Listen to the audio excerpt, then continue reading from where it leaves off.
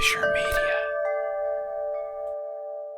Is it possible to change things? Can I rise above the flood? Will the process cleanse my soul, or is it always in the blood?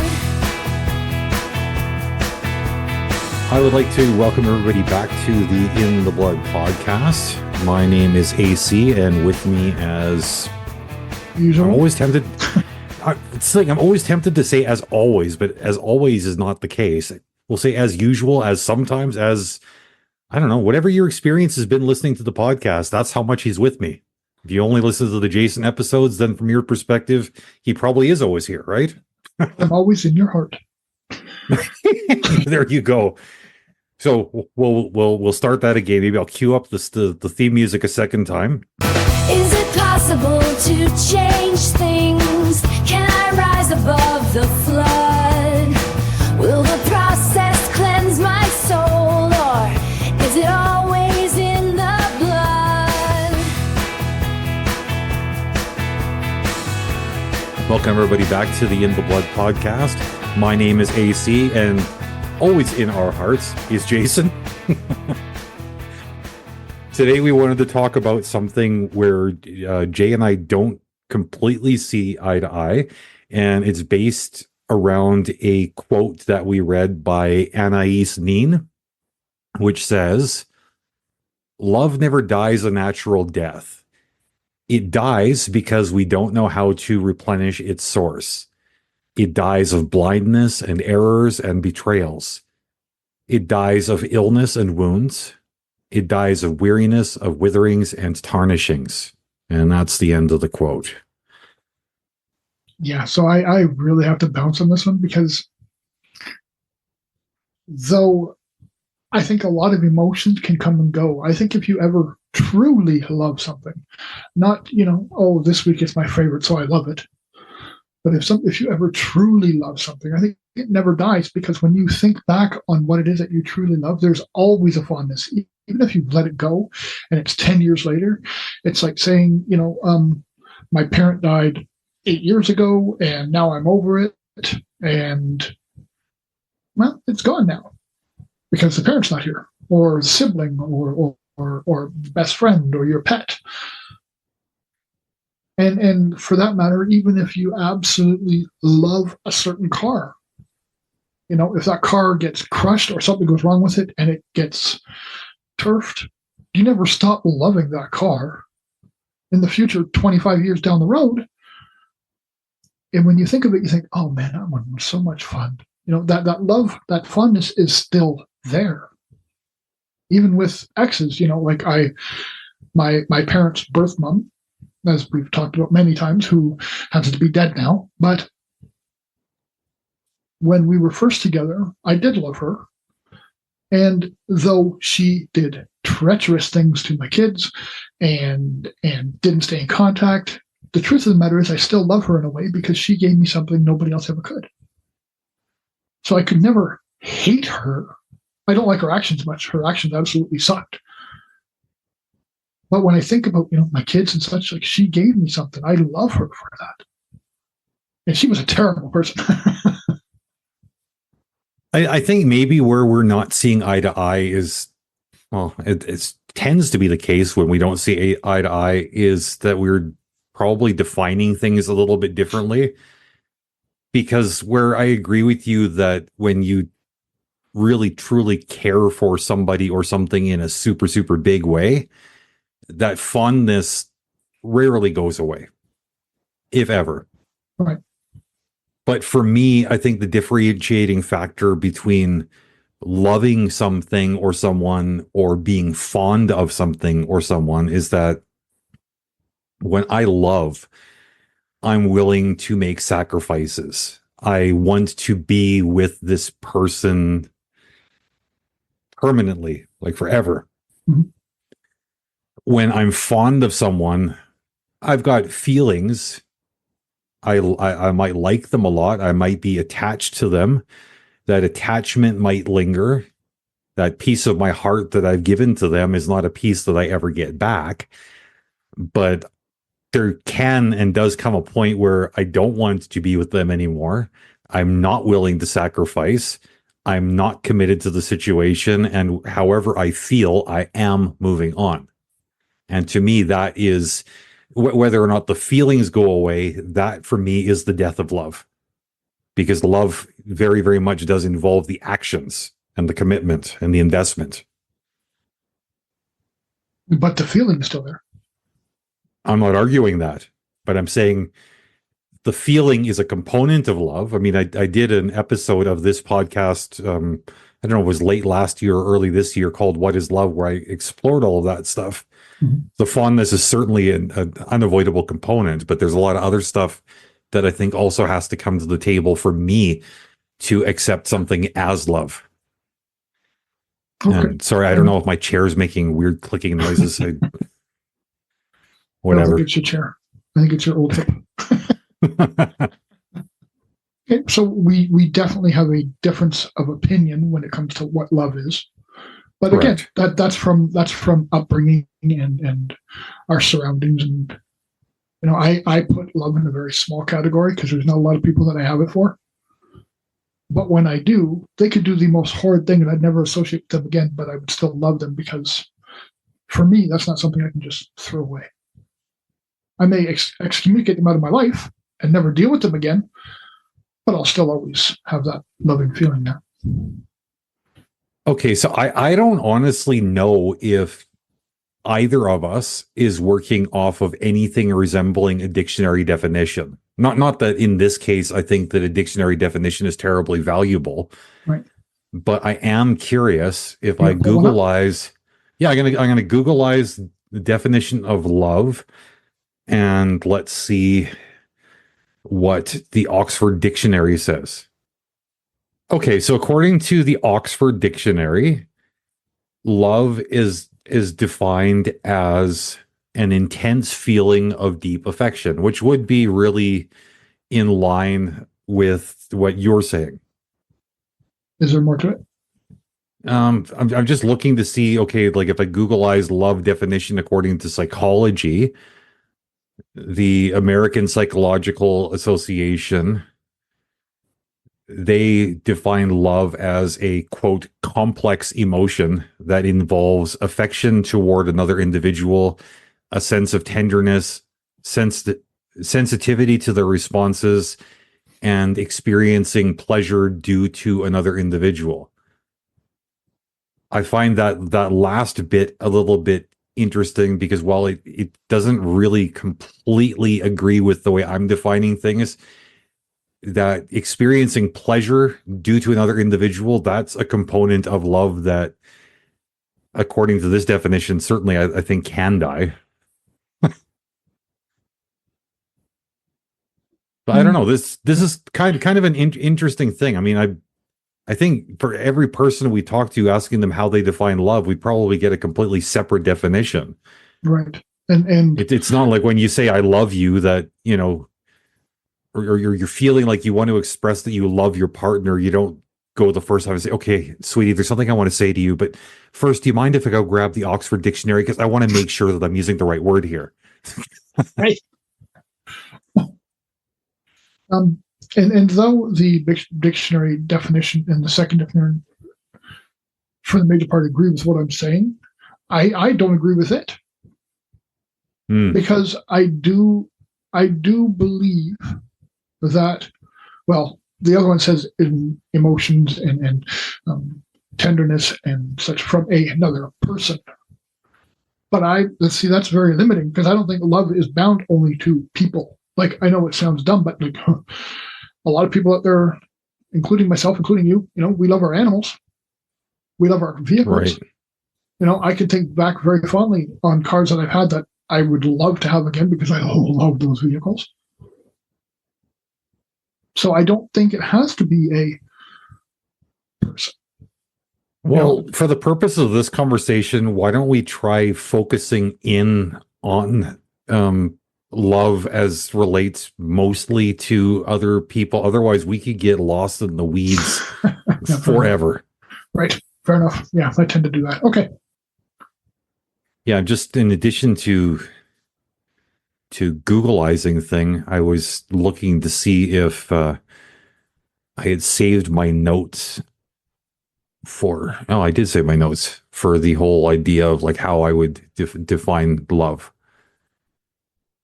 So what I had written down back when I did that episode was the way I define love is deep affection coupled with compassion, care, self-sacrifice, and concern for the well-being of the other person. Okay. Which don't necessarily disagree with that. No, I do, like, I kind of agree with you. Like, I do believe that there are elements that can die, but I don't think the core of what love is can, or it would have never been there in the first place. I don't know. Which kind of raises just an interesting philosophical question. I mean, I don't think that love necessarily is the stuff of science and clear definitions. I think love is far too nebulous for that, right? Right. And whereas I'm sort of tempted to say, look, like in order for something to constitute love, I need a certain number of boxes checked. It, to me, sounds almost like you're saying love is this elusive X factor, which is born out of a variety of things, but on some level also exists somewhat independently of these boxes that I'm checking. Would I be incorrect in that assumption? In this sense, yes. Because I do think it's both. I think there's an independent factor, but I also think that it's a multitude of things that builds it. But once it's there, then it's singular. It's all that stuff combined into one. That's why it's just one word, not. Okay, so like it'd be a case of like if you, again, this might be a stupid analogy, but I'm picturing, okay, if you were going to build a wall made out of bricks, right? Mm-hmm. Each brick is making up the wall. Right. Now, once that brick wall is fully built up, it's tall, it's strong, it's whatever, I could take a sledgehammer and bash a huge hole in that wall, but it's not going to stop being a wall. Correct. Is that kind of how you're looking at love? Yeah, absolutely. Okay. Like you could tear it down to each individual brick. And even if you throw one of the last brick that exists in, because you smashed it in the dust, there's still particles of that wall. But it's no longer a brick, that's a piece of your wall. Right. And you can throw it in the ocean. And 100 years later, you can pull that brick out of the ocean and it's still part of that wall. Nobody knows it is. Okay. Well, then, I guess like before we push forward, we kind of have to like figure out like, well, what direction is this conversation taking based on this interesting quote that we found? Mm-hmm. How do we want to hone in on it? Because I mean, I think we can both agree that part of the quote where it says love never dies a natural death, it dies because of like all these different things. Whether or not we agree that love dies, I think I think that love is never going to suffer, dissipate, lessen, become deprioritized or anything like that just because of natural healthy causes. It's going to suffer because of a variety of other things, whether it be bad action, inaction, external sources, mental health. Wore down over time because of people's inappropriate actions. Right. Yeah. I can, and I do believe it can lessen, like there's things that people are going to do if you're, let's say, in a committed relationship where you agree it's going to be monogamous and you're one-on-one and somebody steps out. Okay. Then in my opinion, that's cheating and that lessens the love that the person, again, my interpretation, not necessarily fact, but it would lessen the bond for one or both people because like you just betrayed that. You tarnished it now. And over time, in most cases, not in all, I think, but in time, it's going to tarnish even more because of that one action. It's going to be kept being brought up in angry conversations, in arguments. It's going to be thrown back and forth, and it's going to erode and tarnish what was at one time, I'll say, a beautiful thing. Now it's a bad memory, but unfortunately, I still love that person, but I can't live in that situation anymore. So now it's eroded to the point where you can't be in the same situation and you do still love it. And a lot of people, you can't have regret without love. And a lot of people do carry regret. So after tarnishing it that much and putting it to the point where the relationship falls apart, it doesn't necessarily mean you didn't love the person. It means that you were in a position where you were weak, or in that moment you didn't give a shit, you wanted something different, or whatever the situation is, you've done something to tarnish that relationship. And though it may build back up to something as strong, it'll never be the same. Well, I think my experience has been that, I don't know if it's entirely on point with what you're saying, but I do think it's related to what you're saying. Unresolved issues, whether it be conflict, misunderstanding, whatever, but just these unresolved things that come up. These are the things I think that are going to have a lasting impact on my ability to love. Like a detrimental impact? Yes. Okay. And it's not necessarily because it's not necessarily that things are unresolved because of neglect or lack of desire or effort for one or both parties. Sometimes these things are unresolvable, right? We're just, as people, too different to sustainably relate on this level. Right. Now, when you first got together, you thought it was all this love and glory, and you didn't know each other as well as you thought you did, and you got into a relationship, and 8 years later, well, now you're starting to crumble because it wasn't exactly what the other person was what you thought they were going to be, or they grew into something different. Well, which is, you know what? This is the first thing that you brought up, which makes me really start to question whether or not I agree with this quote. Because that would sort of be a natural consequence, right? I mean, if we grow apart, it's not necessarily that is an unhealthy malfunction of the relationship. It should just could be the natural progression of two individual people who happen to be trying to relate. But over the course of time, I'm going to grow and develop. I'm going to have different influences. I'm going to work on self. I might cultivate different interests, different work friends, different hobbies, just all these different things that are going to shape the way I approach life in general. I may develop different goals. My health might change. Right. Maybe we used to hike together and now I need to nap on a Saturday afternoon. My partner or partners, the same might be going on with them. We could end up, starting off in love and ending up being buddies. Right. We could start off in love, ending up pretty close to hating each other. I mean, a lot of things could happen. Right. Well, and that makes me think about something I used to say all the time. You can do one of two things. You can grow apart or you can grow together. And, this is a conversation that I had with my partner.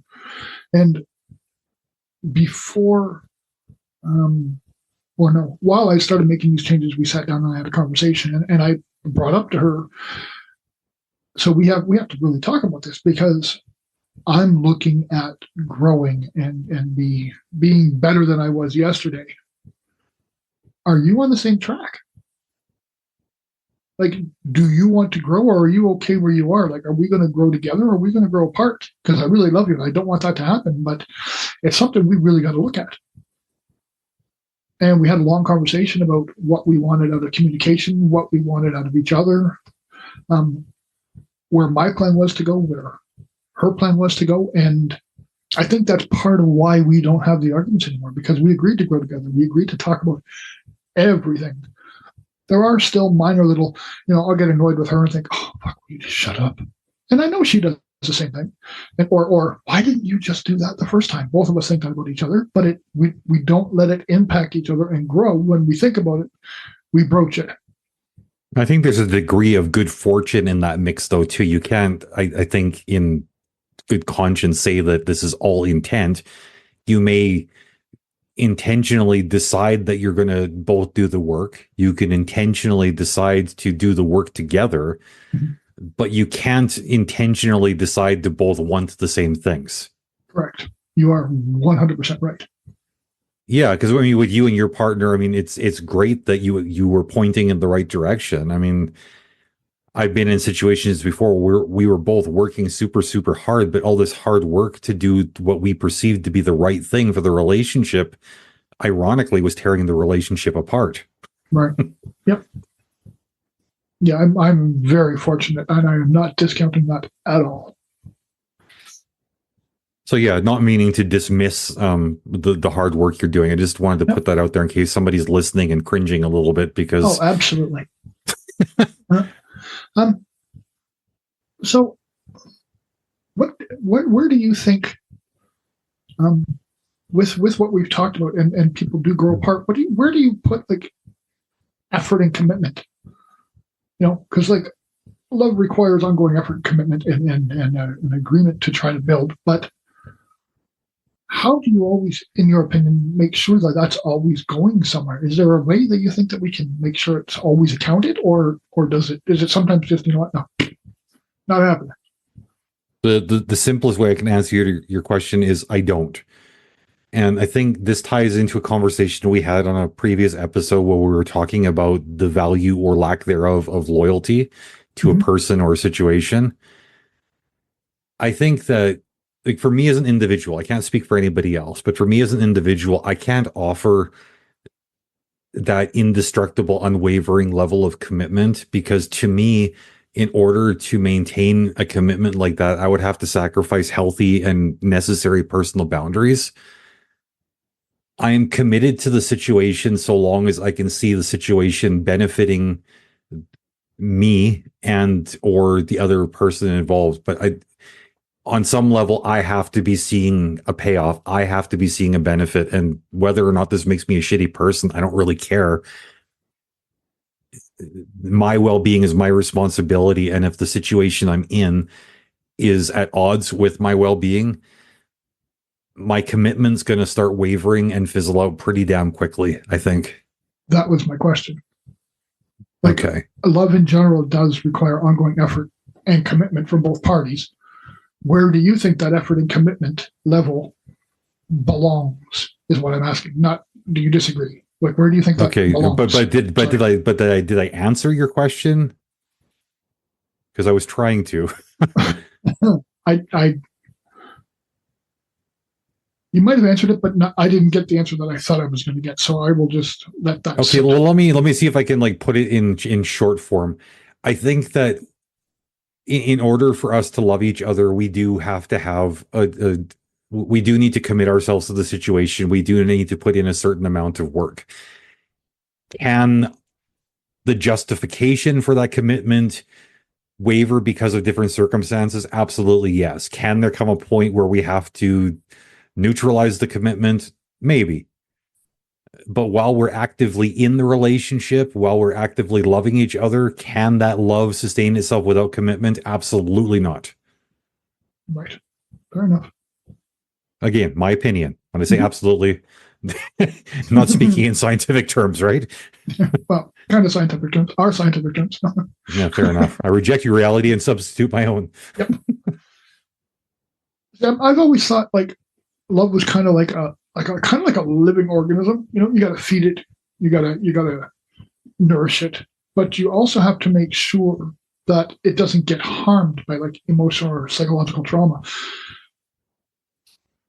The hardest thing I've ever had to deal with on an emotional level, I'll say, is rectifying why that love has to be there in unhealthy situations. Like I now don't believe it does, but in the past, and I'm bringing this up because there might be people still listening, but in the past, like I had a tumultuous relationship with my family, as you know, and as a lot of our listeners know. But I always felt I didn't have at that time any love for my family, I didn't think. But I kind of felt off because I always thought that I should because they're my blood. Right. And I tried to feed it like a healthy organism and keep that love there, even though the despising on my part was there. And that's where I had the biggest conflict. Like I didn't know how to let that part go. Very small part, the very back of my head, every once in a while, a little string was pulled and I had to think about it. But the truth is, it was always kind of there and I didn't know how to rectify it. And hearing that, what would your retort to that be? Well, I mean, I'm kind of in the same boat with you. I mean, like if I want to look at my relationship or lack thereof with my mother, say, Mhm. my mother is an unhealthy person, as far as like psychologically, as far as the psychological stuff goes. And I'm not saying that the woman is crazy. I'm just saying that she's got unresolved trauma. She's got stuff unrelated to our relationship that definitely poisons our relationship, or at least poisons her ability to approach it in healthy ways. Mhm. For my own self-preservation, I can't have anything to do with this relationship right now. That being said, she's my mom, and I think I would be lying if I said I didn't love her, because I certainly do. Right. Kind of making me question, to a degree. I mean, how I originally had defined love, because I'm not. Well, maybe more thoughts required on that, because I'm tempted to say, well, I'm not committed to the situation, but in a way, I kind of am. I'm committed to not making it any worse. Yeah. Well, that's still a level of commitment. You're right. I'm just all of this stuff. I mean, I hope we still have somebody who's following along with this conversation at this point, because I mean, I realize how cloudy and murky the waters are, but I don't know how to clear that up without being disingenuous. But all this cloudiness and murkiness is just kind of reminding me of something that my dad always used to say when they talking about love. And I think most of us have heard that saying, that love is blind, right? What my dad used to say, because he hated that quote, he said, you always hear people saying that love is blind. He says, what they don't tell you is that love is stupid. Mhm. And I think there's a lot of truth to that. Love isn't necessarily stupid, but I mean, there's certainly a stupid, crazy, unpredictable, just unjustifiable component to it, right? Right. And Yes. to me, that's what makes it magical. Like if it wasn't risky and dangerous and a little bit idiotic, I don't know if I want anything to do with it. Mm-hmm. Well, look how we did some of our jobs. Absolutely. There has to be something idiotic about it. There's always a presence, I think. The more I think about this conversation that we're having, I think there's always a presence, I guess, for somebody I used to love. My ex-partner from downtown Toronto very quickly ended up hooking up with my ex, my kid's mom, and him and I didn't talk for a long time. And I forgave him years ago for what happened with my ex, because she's the one that made the commitment to me, not him. Right. And we had a very respectable love from all our time on the streets in Toronto. And that never went away. Even when I thought I hated him for what he did in the moment. And of course, it was just after the incident with my son and such, so there was a lot of anger in me. When the smoke cleared and I was able to think correctly again, because I wasn't clouded by all this misfortune and BS, the reality is I never stopped loving like I thought I did. The very same sentiment goes with you. It doesn't matter what happens. Like that can never go away from what we've built, right? So I think we really have to look at, I think in order to hold it properly, we really have to look at where it comes from. And is what we have really love? What we thought, okay, that used to be love, but I let it go and such. Was it? You really got to think deep about where it came from. What started it? What fed it? Commonalities a lot of times feed love, but not necessarily. It could be just a very, very great fondness. You think it's love, and it goes away. So you really have to pay special attention to what's going on to make sure that you're correct about what is love for you and what isn't. Yeah, and I think for me, like if we're going to talk about romantic kind of love, I'm not sure how much I can in good conscience say on the subject at this point in my life, because I'm in the process of rediscovering or discovering how I want to interpret that right now. I realize that I've engaged in very unhealthy ways up until somewhat recently in my life, and I'm looking to change that. So I'm going to bow out of that end of things. Fair enough. Besides, I mean, what we've gotten from listener feedback in the past is that people seem to really, really like your thoughts on romantic love. And whatever I have to say has a weird way of falling flat. So I'm just going to shut up. Like, maybe the fact that I'm just so practical about it might just take the fun and the magic away for them, you know? So I have one more question for you then. Is there a very obvious time in your life when you thought you were in love and those, honeymoon symptoms were there, and then like 6 months later you realize, oh, that's not love. What the heck was I thinking? Has that ever happened to you? Oh, yeah. Can you elaborate a little bit? I don't mean well, back in the late 90s, I met this woman named Heather, and on paper, Heather seemed like a really, really good fit for me. I mean, we got along really, really well. And when we first hooked up, I mean, it was all fire and flame. I mean, to this day, it remains the most sex I've ever had over the course of a single weekend. Like, we ran each other into the ground, and well, you know what? I don't care. I'm in now. May as well just continue with the too much information, right? Over the course of 2 days, it was like 36 times, and we were very, very sore afterwards. But because we were, the only reason I bring up that detail is not entirely to brag, though that is part of it. But part of that is because we were so raw and sore for the next week or more after that, it forced us very, very early in our relationship to spend a lot of social time together, talking, where sex was entirely off the table. And it started us off, I think, right from, well, I can't say from day one, right from day 3 of the relationship. It started us in that habit of approaching each other like people, like friends, and having the conversations. And things were wonderful like that for about 6 months. Funny that you should have asked about the 6-month scenario, right?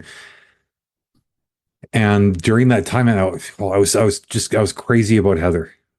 I wanted to marry Heather. I wanted to be with her like forever. She was just so sweet and so wonderful. It was the first time I'd ever been with somebody that I didn't find like where her physical appearance wasn't high up on my priority list. It was really about the person, not that I didn't find her beautiful, but her beauty wasn't the thing. Right.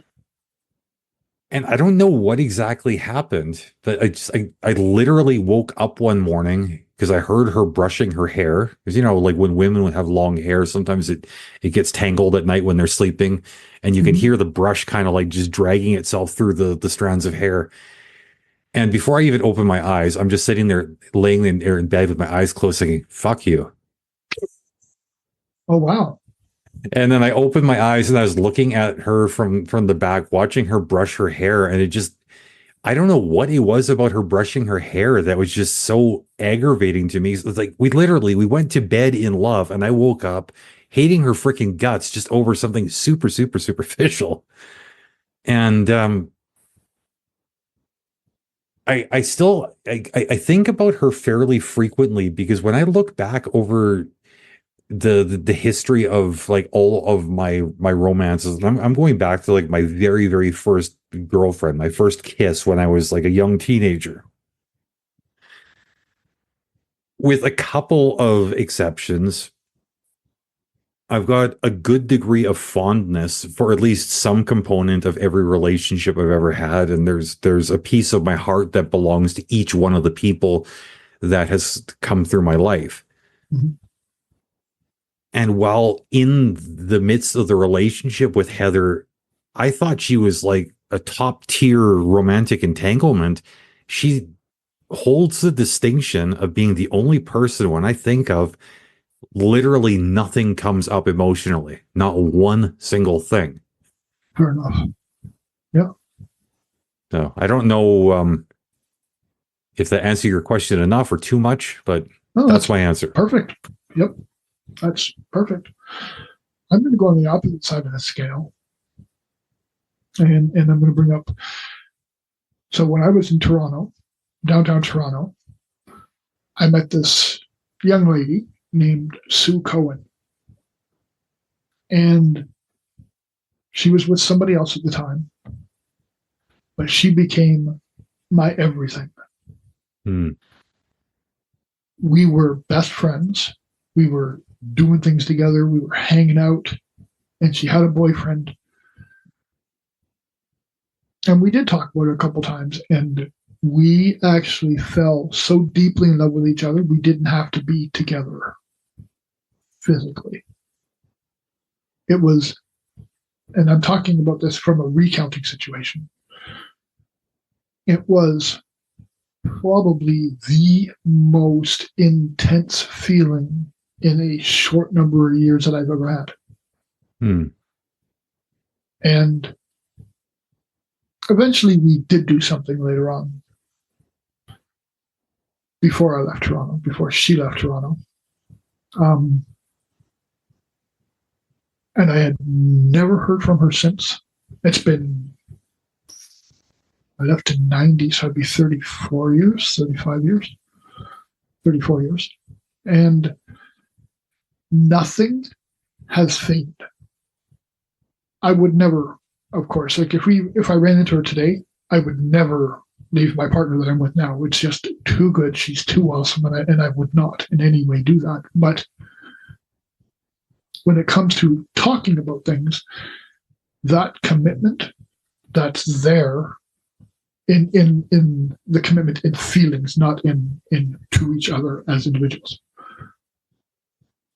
never even tarnished. I heard that she died in a bathtub. Nothing's ever been verified. It was just through the grapevine that I heard it. But even with that happening, nothing's tarnished. Nothing's minimized. I still love her as much today as I did the day I left Toronto. And I guess in a way, it just kind of goes to show if something's right, it's right. It just never goes away. It may not happen again. And in my situation with where I am right now, it won't, but it never goes away. And I think that magic, mystical thing that you were talking about a bit earlier, that's what carries it. That component that we didn't necessarily have to be together physically. We just loved each other. Like, and I'm going to relate that to the relationship you and I have.